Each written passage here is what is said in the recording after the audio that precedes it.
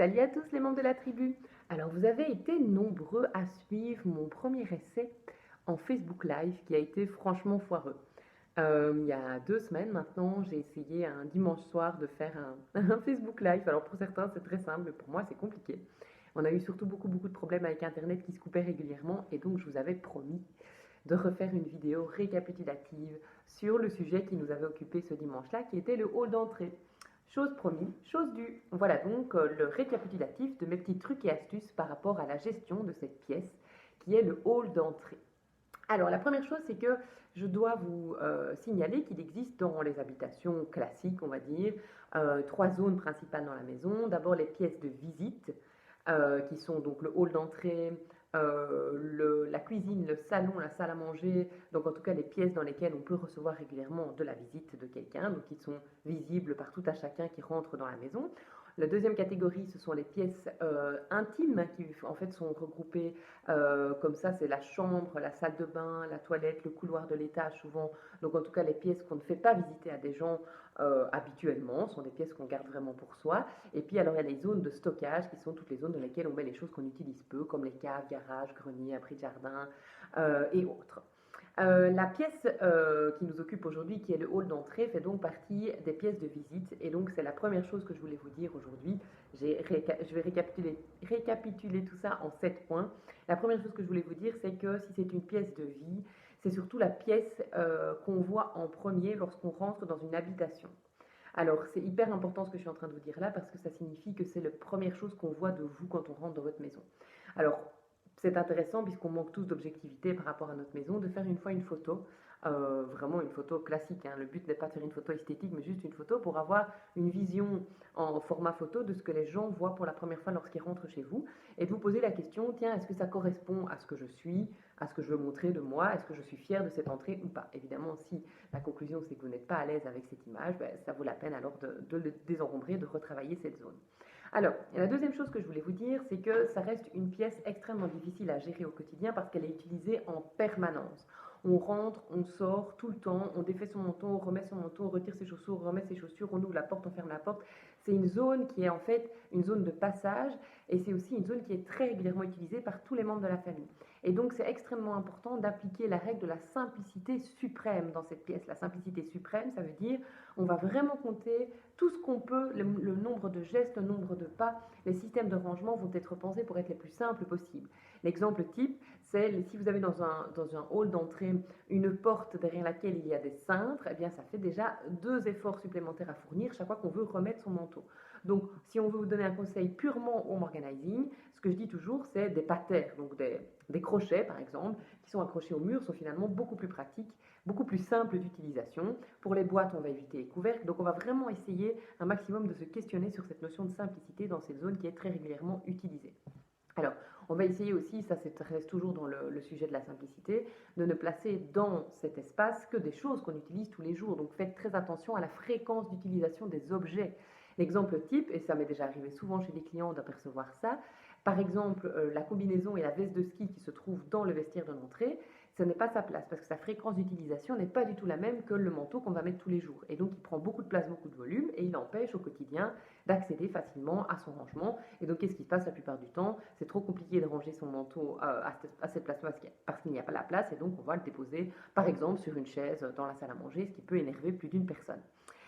Donc clairement, faire très attention à la simplicité. Le troisième conseil que je voulais vous donner, c'est de regrouper, de rassembler. Alors clairement, c'est une zone dans laquelle on va retrouver une multitude de catégories d'objets différents. On va retrouver les manteaux, les chaussures, les bonnets, les écharpes, les foulards, tout ce qui peut servir en fait de près ou de loin au moment où on rentre ou on sort de la maison. On va aussi y retrouver les objets qu'on doit rendre, par exemple la vaisselle de la belle-maman qui souvent se retrouve là parce qu'il ne faut pas qu'on oublie de la prendre en passant. Donc c'est ça le problème de cette zone, c'est que non seulement c'est une zone de passage fortement utilisée, qui est en plus la première pièce qu'on voit dans la maison, qui demande une certaine forme de simplicité, mais qui est compliquée par le fait qu'on a plein de catégories d'objets à l'intérieur. Et donc plein de catégories d'objets, c'est plus compliqué, on le sait. Et donc clairement, pour pouvoir gérer correctement le hall d'entrée, il va falloir regrouper tout au même endroit. Ça, c'est le principe de rassemblement qui s'oppose bien sûr au problème de la dispersion dans la maison. Donc mon conseil, même si ce n'est pas simple à mettre en pratique du premier coup, c'est de tenter de rassembler tous les manteaux, toutes les chaussures, tous les bonnets dans cet espace et de ne plus avoir de dispatching de cette catégorie partout dans la maison. D'accord? Pour ça, et évidemment, vous avez très vite compris, il va falloir être un peu plus minimaliste dans le nombre d'objets que vous possédez pour pouvoir le faire. Donc chez nous, on a réussi, on est 6, hein, 2 adultes, 4 enfants, un chien, un chat, des chèvres, des poules, on a toutes sortes d'animaux ici dans la maison. Et on a en fait simplement rassemblé dans 3 meubles l'ensemble des manteaux, des chaussures, de tout ce qui se porte sur les pieds ou sur nous de près ou de loin à chacun des membres de la famille dans un seul espace. Donc ça c'est très pratique, on ne cherche plus nos affaires, tout est regroupé. Donc essayez vraiment de ne plus disperser cette catégorie et de la minimiser un maximum pour pouvoir la rassembler. Mon quatrième conseil, évidemment, il vient du fait que tout le monde ne peut pas rassembler toutes ses affaires dans un hall d'entrée parce que peut-être que chez vous, ce hall d'entrée est trop petit. Ça peut arriver, on ne choisit pas toujours la manière dont on peut aménager la maison, il y a des fois des contraintes dans les habitations. Et dans ce cas-ci, ce que je vous conseille de faire, c'est de bien distinguer la pièce dans laquelle vous allez ranger l'ensemble de ces catégories d'objets et la pièce dans laquelle vous allez les utiliser. Donc on pourrait très bien imaginer, par exemple, dans un hall d'entrée, uniquement quelques patères sur lesquels on dispose les manteaux et les chaussures qu'on met vraiment au quotidien, et puis aller placer dans une autre pièce, comme par exemple la buanderie, qui peut se trouver un petit peu plus loin, un rangement dans lequel on va aller stocker tout le reste. Donc dans ce cas-là, on a vraiment un switch qui se fait en fonction des saisons, bien sûr, en fonction de ce qu'on va remettre vraiment dans le hall d'entrée ou de ce qu'on va ranger et utiliser moins souvent dans la buanderie. Donc ça peut être un petit conseil. Alors ça m'amène justement au point 5, qui est le point de la saisonnalité. S'il y a bien une pièce dans laquelle on ressent cette saisonnalité, c'est dans le hall d'entrée. On ne met pas les mêmes manteaux, les mêmes chaussures, les mêmes accessoires quand on est en été ou quand on est en plein hiver. Donc on vit dans des zones du monde où il y a encore beaucoup de saisons très marquées, donc on a la nécessité d'avoir des gros pulls pendant l'hiver, des petits t-shirts pendant l'été, et donc de devoir évidemment faire avec ce changement de saison. Donc clairement, moi ce que je vous conseille de faire, c'est d'avoir des petites boîtes dans lesquelles vous allez mettre les bonnets, une petite boîte dans laquelle vous allez mettre tout ce qui est écharpe, foulard, tour de cou, une boîte dans laquelle vous allez mettre les gants de ski, les gants d'hiver, et puis vous allez placer ces boîtes plus ou moins haut, c'est-à-dire plus ou moins loin pendant les saisons été et printemps, ou plus ou moins proche, c'est-à-dire plus ou moins bas, ou en tout cas facile d'accès, pendant la période d'hiver et d'automne. Donc là, nous, on est au mois de novembre, et je viens justement de redescendre tout ça, c'était sur la hauteur du rangement, je l'ai redescendu pour que les enfants puissent aller au jour le jour chercher les tours de cou quand ils sortent. Donc ça permet de gérer tout au même endroit, mais de tenir quand même compte dans son système de rangement, rien qu'en déplaçant les boîtes et en mettant en valeur, par exemple l'été plutôt les casquettes et les lunettes de soleil, et pendant l'hiver plutôt les bonnets et les tours de cou. Ça permet aussi aux enfants plus petits de ne pas aller chipoter en plein été dans les gants et de tout remélanger. Donc moi, tout ce qui n'est pas utilisé en fait à cette période-là est mis en hauteur pour éviter qu'on y chipote et qu'on aille chercher des choses qui ne sont pas nécessaires que je dois ensuite ranger. Alors, mon sixième conseil, c'est le conseil, si c'est possible dans certaines maisons, vous pouvez aussi envisager un sas.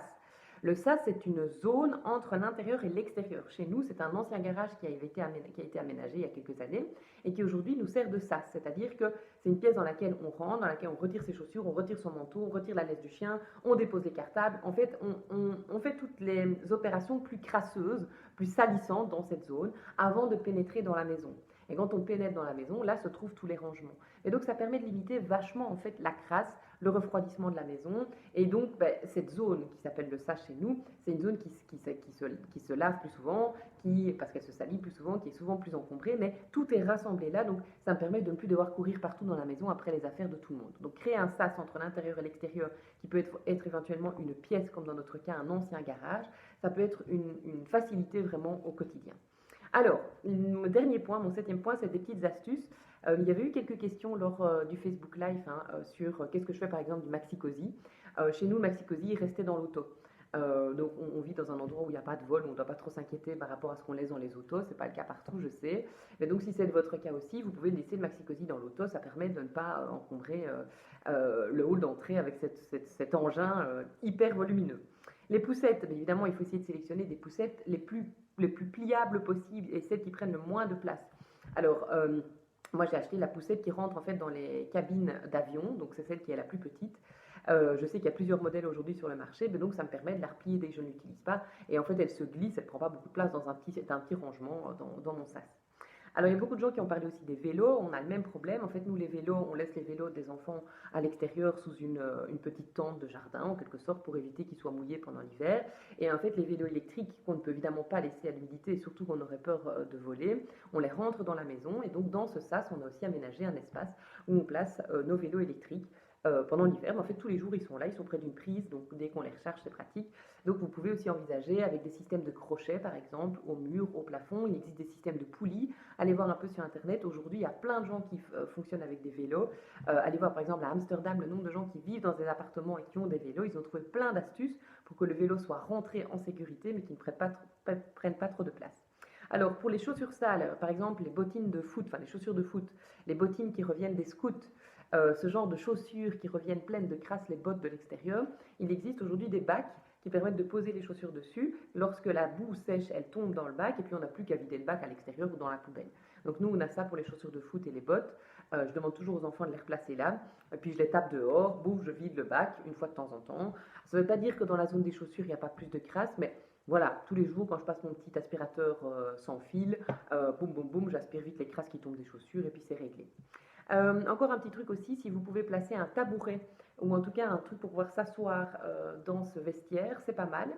Pas de chaise, parce que la chaise peut devenir très très vite un point chaud, on peut y déposer tout et n'importe quoi, nos sacs à main, on peut y déposer les courses, on peut y déposer des manteaux et donc très vite ne plus voir même la chaise dans l'entrée. Par contre, un petit tabouret, par exemple, chez notre ami le Suédois, ils vendent des petits tabourets super pratiques qui peuvent se mettre dans un coin, qui permettent d'accéder lorsqu'on monte dessus au rangement supérieur dans le vestiaire, mais qui au jour le jour permettent de s'asseoir pour se chausser. Donc chez nous, on en a toujours un et ça sert vraiment tous les jours pour plein de choses différentes. Donc ça peut être un petit truc pratique. Par rapport aux cartables des enfants qui sont des fois très volumineux, nous pendant des années, ce qu'on a mis en place, c'était un crochet. Il y avait un gros crochet évidemment bien fixé parce que c'est lourd sur le mur et chaque enfant suspendait son cartable. Il y a d'autres parents qui proposent aux enfants de monter directement leur cartable dans leur chambre pour ne pas qu'ils traînent dans les pièces de vie. On peut aussi imaginer un petit système de rangement. Par exemple, les meubles Kallax chez Ikea, on peut déposer les mallettes à l'intérieur du meuble, ne fût-ce que pour les mettre à un endroit et qu'elles ne soient pas en plein milieu du jeu de quilles. Voilà, il y a plein de petites astuces. L'idée, c'est une place pour chaque chose et chaque chose à sa place. Donc, je vais rassembler tout ce que je viens de vous dire. L'idée, c'est vraiment, après avoir écouté cette vidéo, d'aller voir à quoi ressemble votre hall d'entrée, de vous rappeler que c'est une pièce de visite et que donc c'est la première chose qu'on voit quand on rentre chez vous. Donc faire une petite photo pour voir si ça vous convient, cette image qu'on a de vous, c'est déjà un premier exercice. Ensuite, je vous conseille de bien réfléchir en observant vos systèmes de rangement, en vous demandant ce qui est compliqué, ce qui vous demande des efforts, des gestes, et donc d'aller simplifier un maximum vos systèmes de rangement. Je vous propose aussi de regrouper, de rassembler tout ce qui concerne les catégories d'objets qui se trouvent dans cet espace pour les avoir toujours tous au même endroit. Et donc pour ça, de minimaliser évidemment le nombre d'objets que vous avez. Par exemple, un manteau été, un manteau hiver suffit. Chez nous, les enfants, ils ont une paire de baskets, une paire de bottines et une paire de chaussures de tous les jours maximum. C'est tout, ils ne peuvent rien avoir de plus et ça suffit amplement. Ça fait déjà 3 fois 3, ça fait 9 paires pour les grands. Et Salomé, elle n'a qu'une paire pour le moment et une paire de bottes pour aller jouer dehors. Je vous propose aussi de bien mettre en place un système de saison dans les boîtes pour éviter qu'on aille chipoter lorsque ce n'est pas le bon moment, par exemple au gant ou au bonnet, de réfléchir éventuellement à une solution de sas chez vous, et puis de mettre en place plein de petits trucs et astuces. Il existe des blogs, il existe des tas de trucs où vous pouvez aller chercher ou taper hall d'entrée Pinterest par exemple, vous allez voir, vous allez avoir une multitude d'idées, déco et systèmes de rangement, tous plus sympas les uns que les autres. Voilà, c'était mes conseils par rapport à la pièce d'entrée. Je vous propose de commenter la vidéo ou peut-être de poser des questions si vous en avez encore. Promis, la prochaine fois, on fera ça un peu autrement que le Facebook Live. On fera ça certainement via une plateforme comme Zoom par exemple ou via Instagram qui fonctionne assez bien dans mon cas. Donc voilà, si vous avez des idées de sujets aussi, il ne faut pas hésiter. Si vous avez des pièces qui vous posent vraiment problème dans la maison, dites-le moi en commentaire et comme ça me permet aussi d'adapter mon contenu. J'en profite pour vous dire que la chaîne YouTube va être remaniée quelque peu dans les prochaines semaines et les prochains mois. Elle va être adaptée, de nouveaux contenus vont arriver. Donc restez connectés. Je vous embrasse, à très bientôt et bon rangement dans vos halls d'entrée. Salut à tous!